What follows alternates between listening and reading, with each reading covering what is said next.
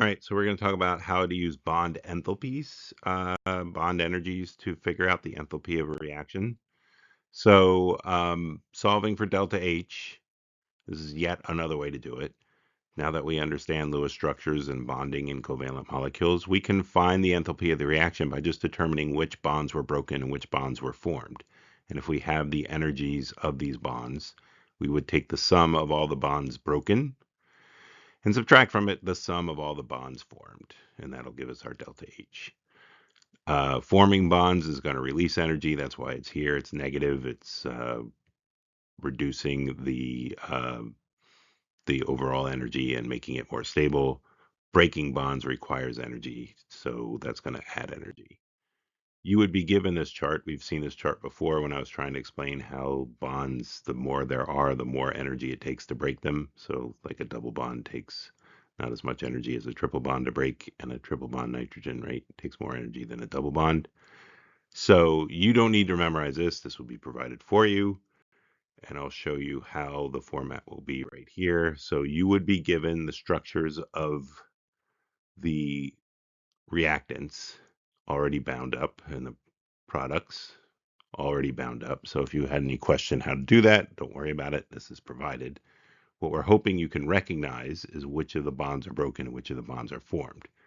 So what we can see here is in that H2, you got to break the bond between the two H's. And each time you do that, it's going to take 436 kilojoules. So that's going to be 436 kilojoules there, and then 436 kilojoules there. So we'll have to multiply that by 2, because there's two H2 bonds that need to be broken. So 436 times 2. We're going to break the oxygen bond once. It's a double bond.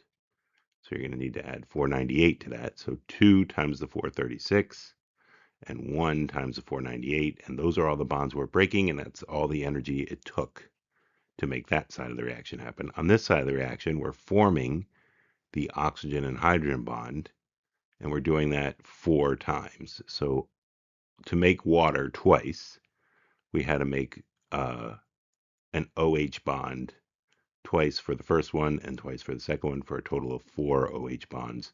Each OH bond requires 463 kilojoules, and we're going to subtract that amount from this amount because this is required to break, so that's a plus, and this is released because it was formed, so that's a minus.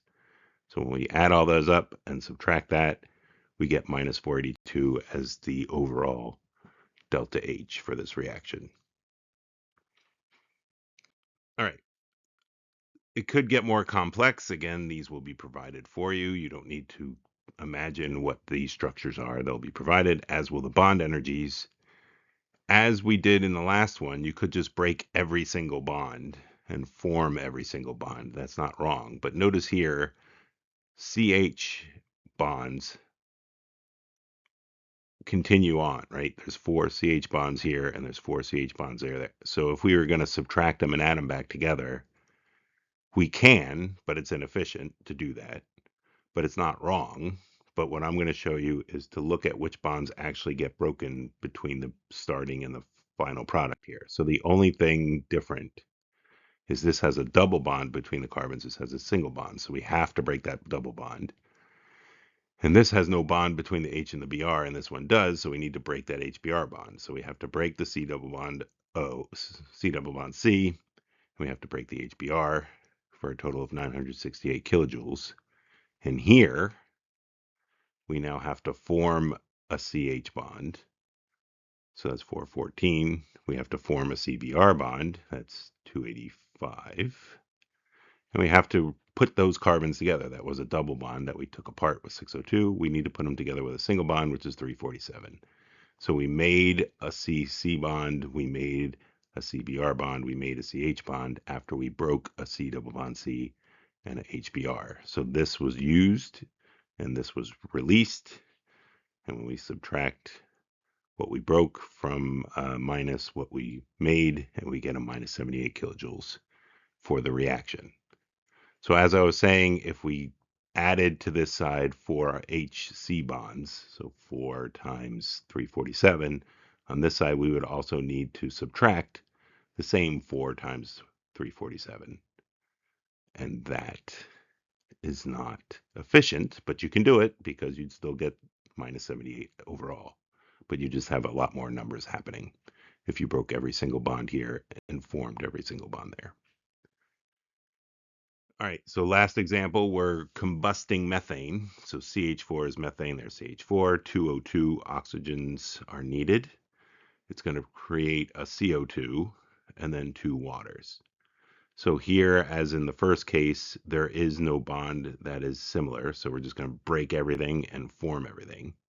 So we're going to have to break four CH bonds, and right here, that's 414 each. And we're going to need to break two double bonds between the oxygens, and that's 498 each. So four CH bonds and two double bond oxygens for a total of 2652 on this side. And then on this side, we're forming a C double bond O twice, so 799 times 2. And then we're forming 1, 2, 3, 4 OH bonds, 4 OH bonds.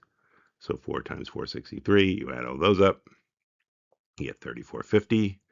So the energy used was 2652. The energy gained back was 3450. And when you subtract 2652 minus 3450, you get the overall energy for this reaction as 298 kilojoules. And that is how we use